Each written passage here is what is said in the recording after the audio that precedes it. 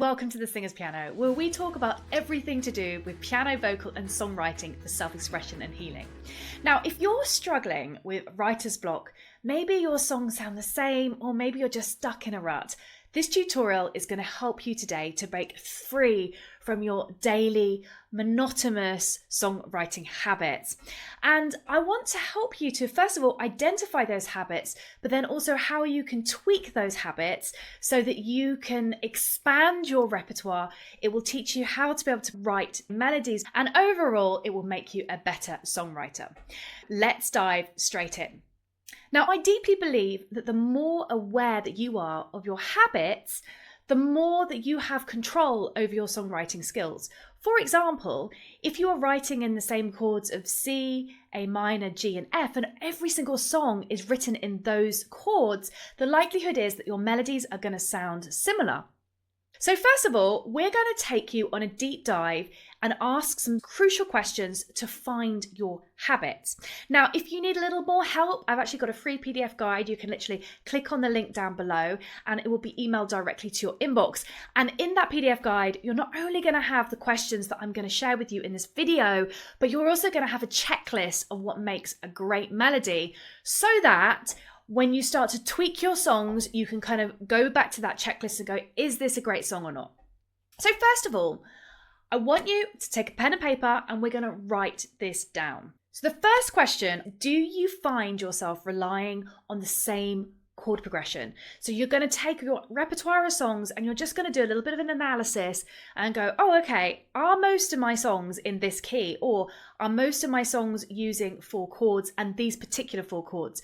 Now, it can be a little bit tricky, especially for those of you that don't necessarily understand key signatures, because you may have the same chord progression, but you may have it in different keys. So be aware of that. So instead of thinking of C, A minor, F, and G, you might want to think of it as the first chord of the scale, the 4th chord of the scale, and the 5th chord of the scale, so you get an idea. And as well, it may be a case of you've got different chord progressions, but you're still using the same chords. Just identify that. The next thing I want you to take stock of is your melodic structure. So what I mean by that is when you're creating your melodies, do you use stepwise motions? So you're moving very slowly up and down the scale, maybe with a semitone or a tone, or are your melodies like often big leaps? So la, the hills. So that's like a big leap. And maybe you're one of those people that use both of those. So I want you to look at your melodies now and reflect on that and go, what is my pattern? So for example, you may find that you start every single song that you write on the 3rd note of the root chord. So I want you to look through all of your songs and see if you can find those patterns, because they will be your habits.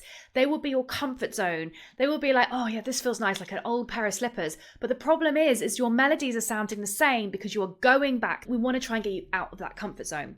The next question I want you to ask yourself is, what are your rhythmic patterns? And hands up, I am the first one to admit that a lot of my songs when I first started used to be around arpeggios.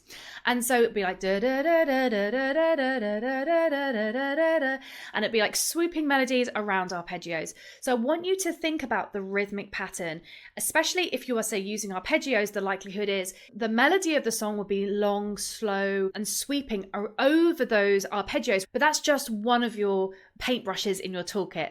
Now, a great way to spice things up with your rhythmic patterns is, instead of singing on the beat, so like happy birthday to you, happy birthday to you, you might want to make it a little bit more syncopated. Happy birthday to you, happy birthday to you. Just get some more groove into your feel. And if you are a beginner piano player out there, I would highly recommend that you actually start writing some upbeat songs simply using a shaker, because this beauty is fantastic, not only for helping you to get the groove, testing out different rhythmic patterns, but it's also going to help you in the long term to be able to sing and play upbeat music. So get yourself a shaker. It doesn't matter. You can even create a toilet roll with some beads in it. Just have a shaker, something heavy, so that when you're singing and playing, you've got that rhythm going all the way through your body. The next thing I want you to take note of is your emotional tone. Now, again,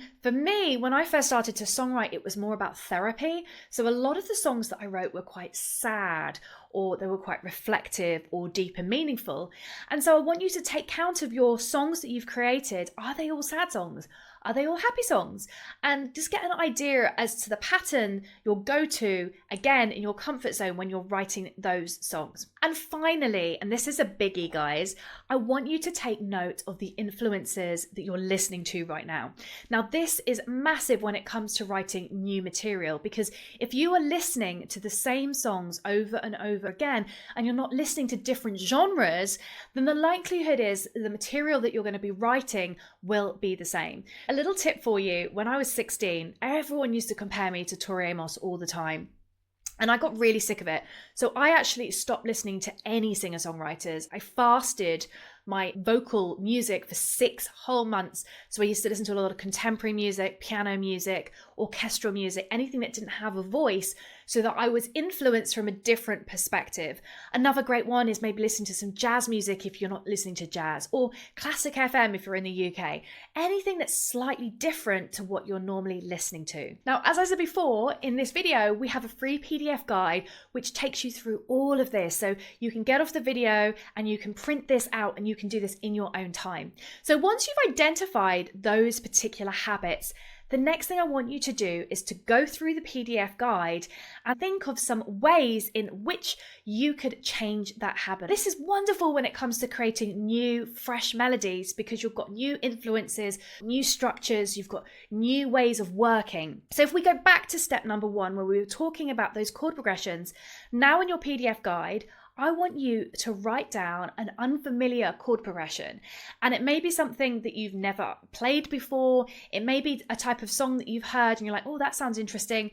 And notice when you're writing with it, how it changes the melodic approach. The second thing I want you to do is, now that you have written down the way that you normally write, maybe you write with big leaps first and then you write with stepwise motions afterwards, I want you to flip it. So I want you, with your new chord progression, go, okay, how can we reverse that? And I know that might sound a little bit wacky and you might be like, this song sounds awful, but just try it. It's about getting you out your comfort zone and about getting your creative juices flowing again.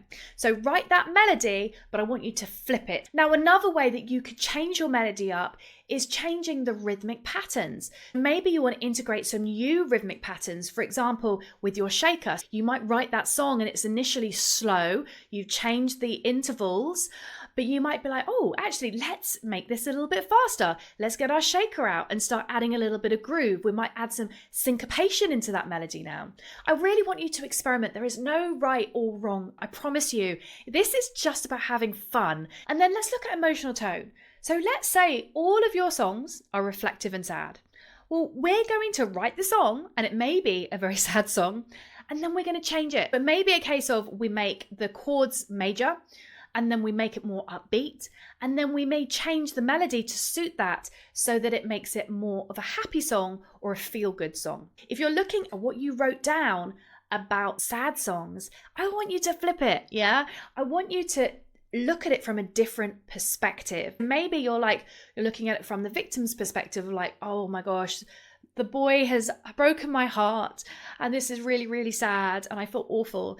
And now I want to flip it. Look at it from his perspective, or look at it from an outsider's perspective. Look at it from what John Mayer would write about, or Katy Perry, or Billie Eilish. How would they write this song? I want you to look at it from a different perspective. Now, that's really to do with lyrics, but I also believe that lyrics and melody writing are so intertwined. And sometimes if you think of yourself as a different songwriter, all of a sudden a new melody will pop up that you never even thought possible. And finally, it's all about experimentation. So blend your traditional style with brand new influences, create a piece that reflects this fusion, and evaluate its uniqueness.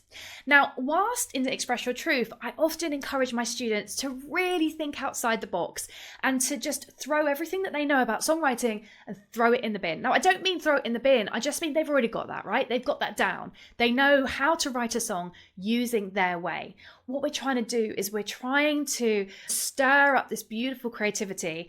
And often in the middle of Express Your Truth, I will ask them to write a rap. And you're like, a rap, Sam, you're a piano vocal coach. Why would you ask them to write a rap?